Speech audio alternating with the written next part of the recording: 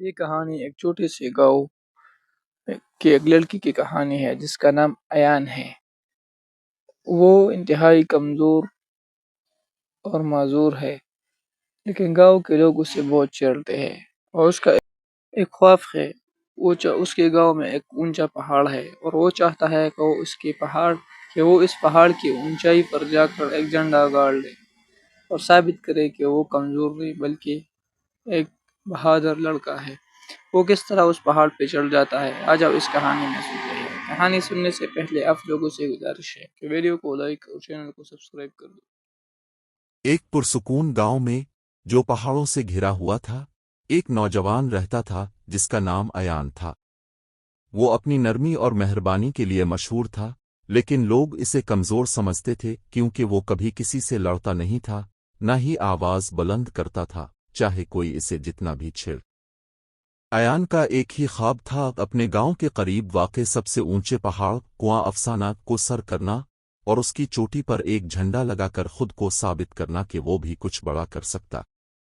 مگر ایک راز تھا، ایان کے ایک پاؤں میں بچپن کی چوٹ کی وجہ سے لنگ تھا۔ پھر بھی وہ ہر صبح مشق کرتا، چھوٹے پہاڑوں پر چڑھتا، دیر تک چلتا اور خود کو مضبوط بناتا۔ لوگ ہنستے، تو جو سیدھا چل نہیں سکتا پہاڑ چڑھے گا، مگر ایان صرف مسکراتا اور اپنی مشق جاری رکھتا۔ ایک دن صبح صادق سے پہلے اس نے کچھ روٹیاں، پانی اور گاؤں کا پرانا جھنڈا اپنے بیگ میں رکھا اور سفر شروع کیا۔ پہاڑ کا سفر بہت سخت تھا، پتھر پھسلتے، ہوائیں تیز چلتی اور سردی جسم میں چبھتی۔ کئی بار اس کا دل کیا واپس پلٹ جائے، مگر اسے والد کی بات یاد آئی، آخری قدم ہمیشہ سب سے مشکل ہوتا ہے مگر وہی تمہیں چوٹی پر پہنچاتا ہے۔ 3 دن بعد کئی بار گرنے، چوٹیں کھانے اور ہمت ہارنے کے لمحوں کے بعد ایان نے آخرکار پہاڑ کی چوٹی پا لی۔ لرزتے ہاتھوں سے اس نے جھنڈا نصب کیا اور خوشی سے رپڑا، یہ آنسو درد کے نہیں، فخر کے تھے۔ جب وہ واپس گاؤں پہنچا، پورا گاؤں اس کا منتظر تھا۔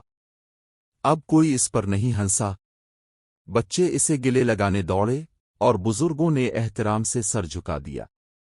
اس دن کے بعد ایان گاؤں میں طاقت کی نہیں بلکہ حوصلے کی علامت بن گیا۔